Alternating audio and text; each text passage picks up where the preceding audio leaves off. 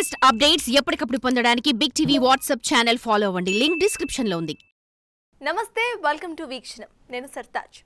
సంభల్లో వరుసగా పురాతన కట్టడాలు ఇప్పుడు బయటపడుతున్నాయి. ఇటీవల సంభల్ మసీద్ వివాదంలో చెలరేగిన అల్లర్ల తరువాత సంభల్ చర్చనీయాంశమైంది. ఆ తర్వాత జరిగిన పరిణామాల్లో సంభల్ సంచలనాలకు వేదిక కూడా అయింది. నగర వ్యాప్తంగా కూడా జరుగుతున్న పలు తనిఖీల్లో పాతకాలం నాటి విశేషాలు ఇప్పుడు ఒక్కొక్కటిగా బయటకొస్తూ ఉన్నాయి. మొన్న శివాలయం, ఇవాళ 1857 సిపాయిల తిరుగుబాటులో వాడుకున్న సొరంగ బావి ఒకటి. ఇలా ఇంకెన్ని రహస్యాలను సంభల్ దాచుకుందో అనే ఆసక్తి పెరుగుతోంది.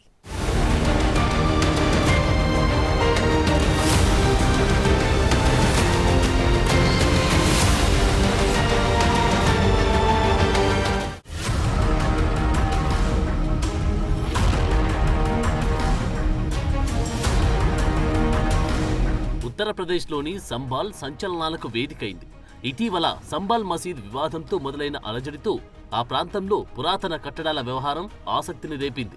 గత కొన్ని రోజులుగా అధికారులు చేస్తున్న వేర్వేరు తనిఖీల్లో పాతకాలం నాటి దేవాలయాలు, బావులు బయటపడుతున్నాయి. మైనార్టీ వర్గాలు నివసిస్తున్న ప్రాంతంలోనే ఈ సంఘటనలు చోటు చేసుకుంటున్నాయి. సంబల్ భూమిని తవ్వుతుంటే మట్టిలో విగ్రహాలు, శివలింగాలు, బావులు, సొరంగాలు వెలుగు చూస్తున్నాయి. ఇప్పుడు ఇదే అంశం దేశవ్యాప్తంగా అతిపెద్ద చర్చకు దారితీసింది. ఇటీవల ఓ పురాతన ఆలయం బయటపడింది. ఆలయంలో హనుమాన్ విగ్రహం కనిపించింది. ఆ విగ్రహం కిందనే శివలింగం బయటపడింది. ఎదురుగా నంది విగ్రహాలు కూడా ఉన్నాయి. డిసెంబర్ 14న ఆలయం వెలుగులోకి రాగానే మరుసటి రోజు నుంచి పురాతన శివాలయాన్ని దర్శించడానికి భక్తులు పోటెత్తారు. ఈ ఆలయాన్ని పునరుజ్జీవం చేసి పూజలు, హోమాలు నిర్వహించారు. దీని తర్వాత మరో చోట 60 ఏళ్లకు ముందు నాటి సొరంగ మార్గం, ఓ మెట్ల బావి కూడా కనిపించింది. ఈ పరిణామాల మధ్య మరోసారి సంబల్లో హిందూ సంస్కృతి ఆనవాళ్లపై చర్చ రాజుకుంది.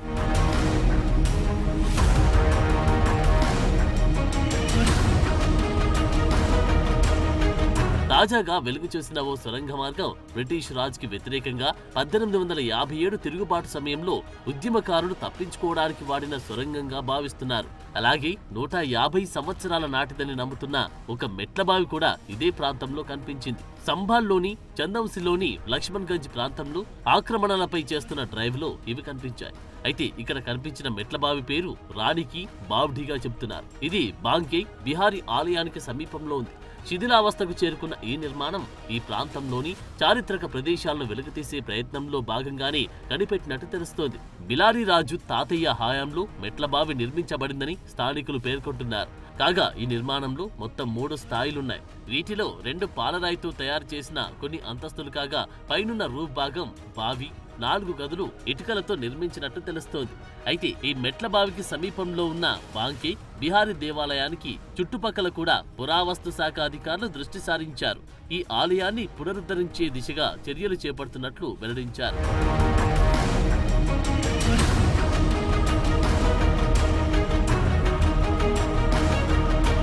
ఇక 400 చదరపు మీటర్ల విస్తీర్ణంలో ఉన్న మెట్ల బావి రెవెన్యూ రికార్డుల్లో చెరువుగా నమోదైనట్లు అధికారులు తెలిపారు. ప్రస్తుతం దీనికి ఎలాంటి నష్టం జరగకుండా జాగ్రత్తగా తవ్వకాలు కొనసాగుతున్నాయి.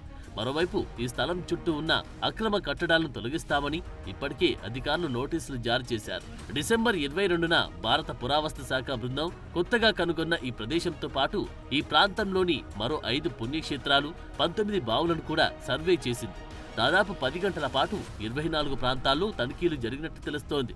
సంబాల్లోని చారిత్రక వారసత్వ కట్టడాలను సంరక్షించడంలో పురావస్తు శాఖ తనిఖీల ఆధారంగా తదుపరి చర్యలు ఉంటాయని అధికారులు చెబుతున్నారు.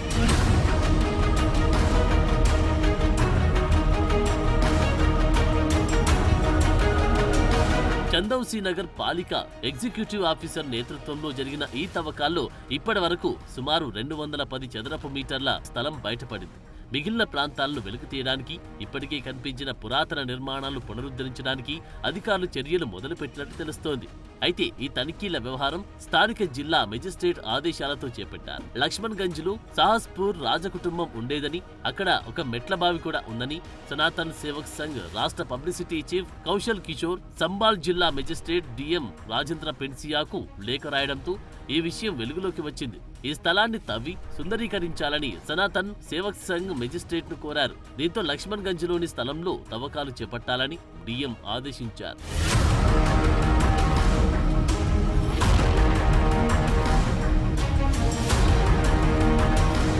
దీనికి ముందు డిసెంబర్ 20న భారత పురావస్తు శాఖ సంభాల్లోని కార్తికేశ్వర్ మహాదేవ్ ఆలయంలో కార్బన్ డేటింగ్ నిర్వహించారు. 46 సంవత్సరాలుగా మూసివేసి ఉంచిన తర్వాత డిసెంబర్ 13న తిరిగి తెరిచారు. స్థానిక కథనాల ప్రకారం ఇక్కడి హిందువులు పలు కారణాల వల్ల ఈ ప్రాంతం నుండి వెళ్లిపోయారని, తర్వాత అక్కడ ముస్లింల నివాసాలు ఏర్పడ్డాయని, ఈ పరిణామాల నేపథ్యంలో 1978 నుండి ఈ ఆలయం మూసివేసినట్టు తెలుస్తోంది. కాగా అధికారులు కార్బన్ డేటింగ్ నిర్వహించిన తర్వాత తిరిగి ఆలయాన్ని తెరిచారు. అయితే ఈ ఆలయం కూడా అనుకోని విధంగా బయటపడినట్టు తెలుస్తోంది. ఉత్తరప్రదేశ్లోని సంబాల్లోని జామా మసీద్ హింసాకాండ జరిగినప్పటి నుంచి పోలీసులు కఠినంగా వ్యవహరిస్తున్నారు. ఇటీవల దుండగులపై సెర్చ్ ఆపరేషన్ జరిగింది. ఈ సమయంలో పలు ఏరియాల్లో తిరిగి తనిఖీలు చేసిన అధికారులు అక్రమ కరెంటు కనెక్షన్లు గమనించారు.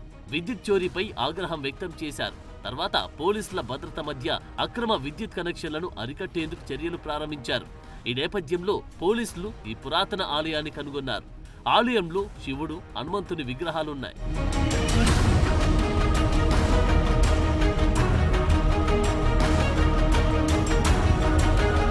పురావస్తు శాఖ ఆధ్వర్యంలో జరుగుతున్న తాజా సెర్చ్ ఆపరేషన్లో ఈ ప్రాంతంలోని భద్రక్ ఆశ్రమం, స్వర్గదీప్, చక్రపాణి పేర్లతో ఉన్న 5 పుణ్యక్షేత్రాలు, 19 పాత బావులను కూడా పరిశీలించినట్టు తెలుస్తోంది.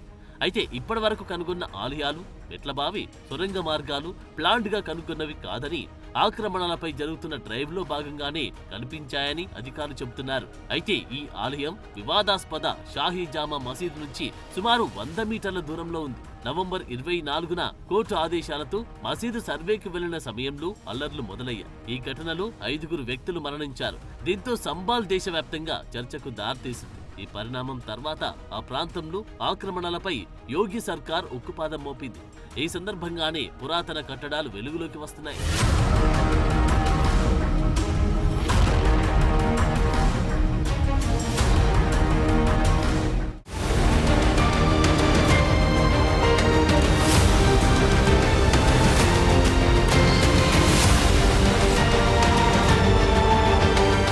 చారిత్రకంగా సంభల్ ప్రాంతం మత విశ్వాసాలకు పేరున్న ప్రాంతం. ఇక్కడ హిందూ దేవాలయాలు ఎంత ప్రసిద్ధో మసీదులు కూడా అంతే పాపులర్ అయి ఉన్నాయి. ముఖ్యంగా హిందూ సంస్కృతికే ఈ నగరం ఒక చిహ్నంగా కనిపిస్తూ ఉంటుంది. హిందువులు నమ్మే కల్కి అవతారమే అక్కడి నుండి ఉద్భవిస్తుంది అనే విశ్వాసం కూడా ఉంది. అలాంటి ప్రాంతంలో హిందూ వారసత్వం బయటపడటం ఒక వర్గానికి ఆనందాన్ని ఇస్తున్నప్పటికీ మరో వర్గంలో ఆందోళన కూడా కనిపిస్తోంది. అయోధ్య రామాలయం తరువాత జరిగిన పరిణామాలన్నీ కూడా చూస్తూ ఉంటే రాబోయే రోజుల్లో ఈ వాతావరణం అసలు దేనికి దారి తీస్తోందో అనే ప్రశ్నలు లేవనెత్తుతున్నాయి.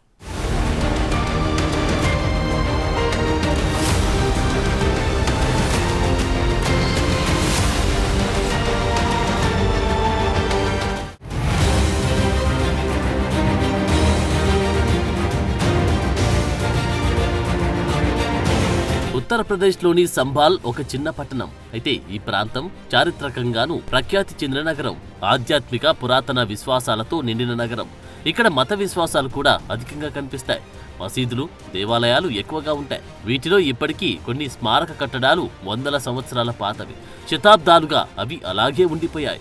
నారాయణుడు 24వ అవతారమైన కల్కి సంబాల్లో అవతరిస్తారని శ్రీమద్ భగవత పురాణంలోని 12వ ఖండంలోని 2వ అధ్యాయంలో ఉందని వేద పండితులు చెబుతుంటారు. కలియుగంలో దుష్టుల నాశనానికి ఈ అవతారం ఉండబోతుందని అందులో రాసినట్లు చెబుతారు. సంబాల్లో 68వ తీర్థయాత్రలు, 19 బావులు, 36 పురాలు, 52 సత్రాలు ఉండేవని అంటారు. అయితే అలాంటి ఆనవాళ్లు సంబాల్ నగరంలో ఇప్పటికీ ఉన్నాయి.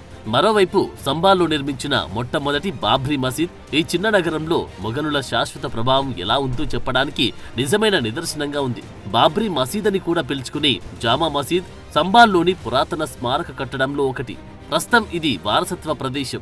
ఈ మసీదు 1528లో బాబర్ చక్రవర్తి ఆదేశాల మేరకు నిర్మించబడింది. అయితే ఈ చరిత్ర మొత్తం తవ్వి చూస్తే ఈ నగరంలో మొఘలులకు ముందున్న సంస్కృతి చాలా బయటపడుతుందని అనడంలో సందేహం లేదు.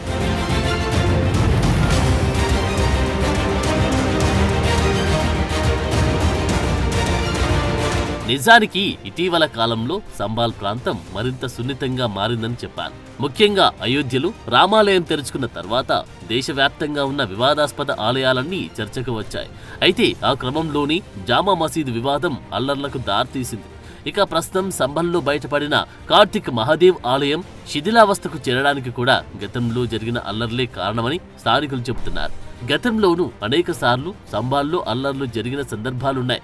1947 నుంచి అక్కడ హింసాత్మక ఘటనలు జరుగుతూనే ఉన్నాయి. 1974లో 184 మంది సజీవ దహనమయ్యారు. తర్వాత జరిగిన ఘటనలు దాదాపు 209 మంది చనిపోయారు.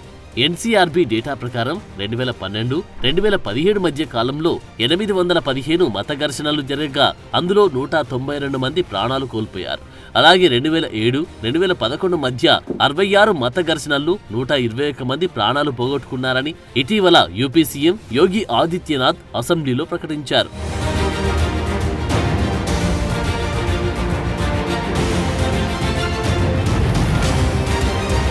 అయోధ్యలో రామ జన్మభూమి వివాదం పరిష్కారమైనప్పటి నుంచి దేశంలో ప్రార్థనా స్థలాల వివాదాలు అధికమయ్యాయి. ప్రార్థనా స్థలాల పరిరక్షణ చట్టం 1991 అమల్లో ఉన్నప్పటికీ మసీదు దేవాలయాల వివాదాలు పెరిగి పెద్ద ఘర్షణగా మారుతున్నాయి. ఈ పరిస్థితి ఎలాంటి తీవ్రమైన పరిణామాలకు దారితీసిందంటే ఇప్పుడు సంభల్లోకి కొత్తవారు ఎవరు వెళ్లాలన్నా అధికారుల అనుమతి తీసుకోవాల్సిందే. మహారాష్ట్ర, జార్ఖండ్లో ఎన్నికలు ముగిసిన తర్వాత ఉత్తరప్రదేశ్లో చెలరేగిన జామా మసీద్ వివాదం మొదలు కావడం రాజకీయంగానే కాక సామాజికంగానూ ప్రజల మధ్య విభజనకు దారితీసింది. ఇప్పటికే వారణాసిలో కాశీ విశ్వనాథ్ జ్ఞానవాపి ఆలయ మసీదు వివాదం పరిష్కారం కోసం ఎంతో కాలంగా కోర్టులో పోరాటం జరుగుతుంది. మరోవైపు మధురలోని కృష్ణ జన్మభూమి షాహీ ఈద్గా మసీద్ వివాదంపై కూడా కోర్టు కేసు నడుస్తోంది. ఈ తరుణంలో సంభల్లో ఉన్న షాహీ జామా మసీద్ వ్యవహారం కూడా తెరపైకి రావడం ఆందోళనకు కారణమైంది. ఇప్పుడు ఇదే ప్రాంతంలో పురాతన ఆలయాలు బయటపడడం దేనికి దారితీస్తుందో అనే సందేహాలు మొదలయ్యాయి.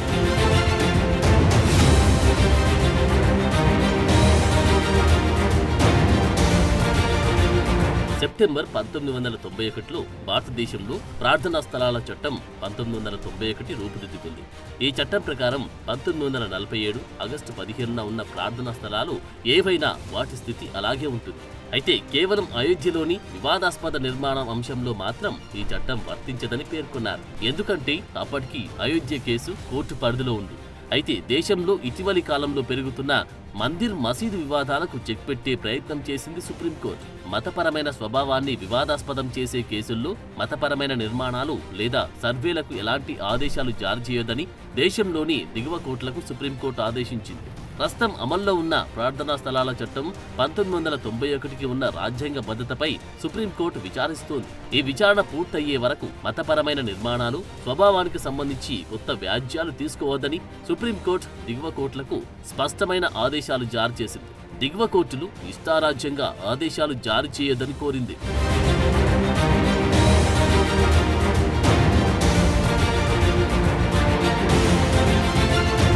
అయితే ప్రార్థనా స్థలాల చట్టం రాజ్యాంగ భద్రత కేసులో అఫిడవిట్ దాఖలు చేసేందుకు సమయం కావాలని కేంద్ర ప్రభుత్వం కోరగా సుప్రీంకోర్టు 4 వారాల గడువిచ్చింది. దేశంలో ప్రస్తుతం యూపీలోని సంభాల్లో ఉన్న షాహీ జామా మసీద్, వారణాసిలోని జ్ఞాన్వాపి మసీద్, మధురలోని షాహీ ఈద్గా మసీద్, రాజస్థాన్లోని అజ్మీర్ దర్గా, ఢిల్లీలోని జామా మసీద్ వివాదాలు నడుస్తున్నాయి. ఈ క్రమంలో సంభాల్లో ఒక్కో రహస్యం బయటపడుతూ ఉంటే దేశవ్యాప్తంగా తీవ్రమైన చర్చ రాజుకుంది. ప్రస్తుతం సంభల్లో పురాతన కట్టడాలు బయటపడుతున్న ప్రాంతంలో ఆక్రమణదారులు కొందరు స్వచ్ఛందంగా తమ ఇళ్లను తామే కూల్చేసుకుంటున్న పరిస్థితి ఉంది. వీళ్ళంతా దాదాపు ముస్లిం కమ్యూనిటీకి చెందిన వారే. దొంగ కరెంటు, అక్రమంగా కట్టిన నిర్మాణాల పేరుతో అధికారుల తనిఖీలు ఆ ప్రాంత వాసులను ఆందోళనకు గురిచేస్తున్నాయి. దీనికి తోడు హిందూ సంఘాలు తమ సంస్కృతిని రక్షించుకోవడానికి చేస్తున్న ప్రయత్నాల్లో ఏవైనా అవాంఛనీయ ఘటనలు చోటు చేసుకుంటున్నాయో అనే భయం కూడా ఉంది.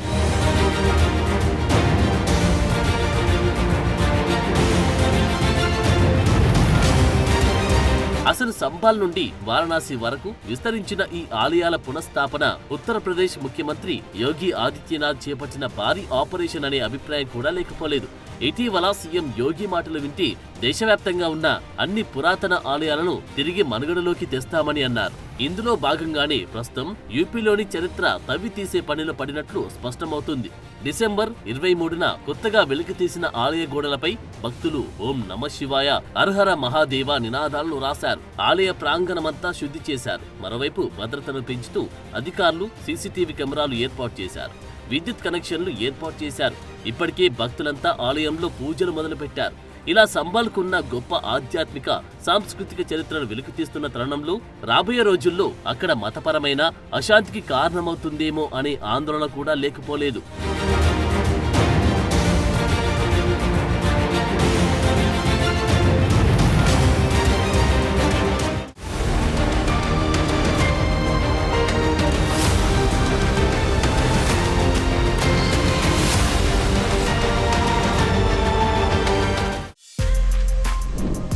For more videos like this, subscribe Big TV channel.